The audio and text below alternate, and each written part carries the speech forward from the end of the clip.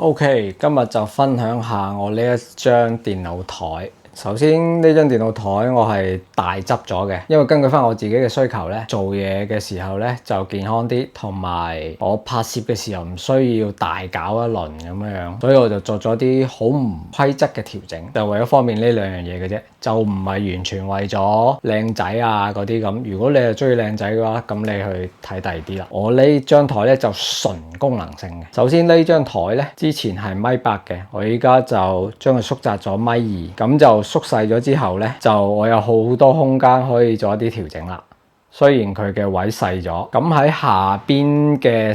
腳嗰個位咧，我裝咗4個碌嘅。嗰4個碌咧可以上鎖，可以鬆嘅。咁根據翻我自己嘅拍攝需求咧，可以換下背景啊，或者我拍一啲物品嘅時候需要某一啲背景嘅時候，我可以好快速咁樣移動。同埋如果我唔想要玉木呢一種風格咧，咁我就要喺上面鋪其他顏色嘅紙，咁就得噶啦。依家暫時呢一個係我嘅最終方案嚟，因為你呢度睇到我係前後左右都冇啦。其實我啲位係已經卡到最盡噶啦。呢度兩邊咧就係2個音箱，咁呢度呢個位置咧就係我嘅手提電腦，咁呢邊呢度上邊少少咧就係我嘅外置嘅顯示器，咁同埋鏡頭嘅呢度斜少少咧就架咗盞燈嘅，咁呢邊呢個位咧我係用咗個設備樹咧就解咗個燈啦，同埋解咗個 mon 嘅，咁呢個設備樹咧可以令到我快速去調整一啲我想拍嘅位置嘅，即係譬如今日用燈嘅話，咁我將燈放上去就得㗎啦。咁調整一下個角度。咁如果有時候想拍一啲開箱啊，直接拍一個俯視拍咁樣樣咧，將啲臂咁樣伸出嚟，咁就直接可以喺上面拍㗎啦，就好快速嘅啫，唔需要話又要架啲燈架啊，又成咁樣。基本上我可以唔架燈架，我就唔架燈架噶啦。缺點咧就係唔多好睇，即係啲飛線位啊咁樣就。咁我喺呢個位置咧就整咗個櫃桶仔嘅，咁可以擺一啲經常用嘅一啲小雜物啦咁樣。咁呢個位咧就有一個杯架，咁呢度有個控制板咧就可以調整我呢個電動嘅高度嘅。隔離就有一個掛耳機嘅勾啊，咁同埋我嘅手提電腦同埋我嘅顯示器咧，你見架到咁高，可能為咗我拍攝 A-roll 嘅時候咧就睇唔到佢哋。其實唔係嘅，佢哋呢個高度咧就定咗呢個高度啦，我係唔會改變佢嘅。佢呢個高度嘅時候先至會比較符合人體嘅結構啊。我哋正常平時咁樣樣就會好容易會耷低頭啊，其實會對脊椎啊嗰啲會有一個好大嘅勞損嘅。咁變咗架高過我個頭嘅時候咧，我就要抬頭去睇啦，就會改善下個頸椎啊嗰啲咁樣樣咯。因為就算企起身嘅時候，我升高咗咧，都係咁樣樣嘅。咁樣對我個人嘅健康咧就比較好啲，對於我頸椎嘅負擔咧就冇咁大嘅。咁同埋仲有一個關於健康嘅設計咧，就係我張台會盡量撳到最低，咁我張凳咧就盡量拉到最高，盡量令到佢嗰個相差會冇咁拉咁開。因為正常嘅話，有時候拉得比較開嘅時候咧，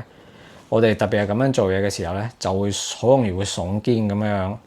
就對你個長期會拉住你個背啊咁樣，對你啲肌肉會勞損嘅。咁當你坐得冇咁開嘅時候，咁其實就等於你個手擺落啲，咁你個膊頭咧就唔會成日拉起身，即係一個人體平時最舒展嘅方式嚟喺度辦公。我個人覺得咁樣會比較符合人體工學咯。咁其實降到最盡同升到最高咧，都係會有少少嘅。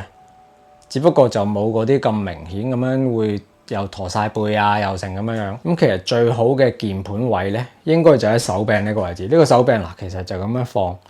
你個膊頭啊、舒展係最輕鬆嘅。即係你一上咗嚟嘅時候，你點都會拉少少個背同埋肩嘅，對你嘅身體會有一定嘅負擔。咁我目前都未有比較好嘅方法可以喺手柄呢個位置可以架到我嘅鍵盤啊，同埋我嘅鼠標啊咁樣。咁所以就暫時只可以係咁樣啦。咁我升高佢企起身做嘢嘅時候咧，就可以有足夠嘅高度，可以調整到我嘅膊頭同我嘅背最舒展嘅狀態，唔會長期咁樣拉住。咁同埋我嘅設備樹呢度咧，就有幾個節位嘅，高、中、低。中嗰個位咧，基本上咧就係攞嚟架燈嘅。咁高嗰個位咧就係架顯示器同埋架我嘅俯拍角度用嘅。咁最低嗰個位咧，暫時諗唔到佢有咩用途。原先我係諗住可以伸出嚟拍 A-roll 咁樣嘅，咁但係咁樣咧，我嘅嗰啲剪臂一嚟唔夠啦，二嚟佢會好震啊！即係如果有少少喐嘅話，就變咗個鏡頭會好震，所以我就冇用呢個方案，我就用翻三腳架就算啦。因為曾經我都有諗過將個手提電腦要擺翻呢度咧，但係擺喺呢度嘅時候咧，就有一個問題嘅就係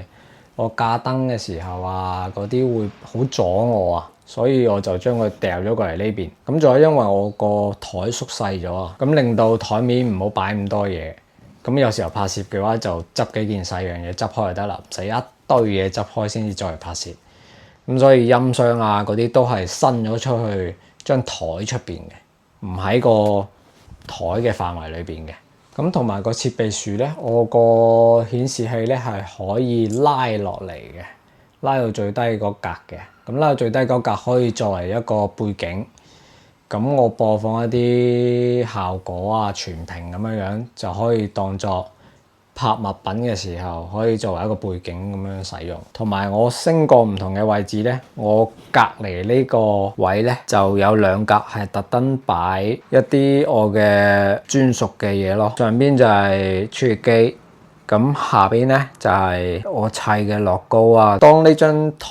調到適當嘅高度同佢齊平嘅時候咧，咁我將呢個嘢拉開咧，咁裏邊再打少少燈效咧，就可以做一個背景咁樣咯。咁令到自己拍嘢嘅時候可以多啲場景選擇，即係好似呢個背面呢個背景板都係咁樣㗎。咁我升高啲嘅時候，咁呢張台就做平面，擺個產品喺度，咁邊嘅背景咧就可以直接攞嚟用㗎啦。今日嘅分享就到呢度，得閒吹水。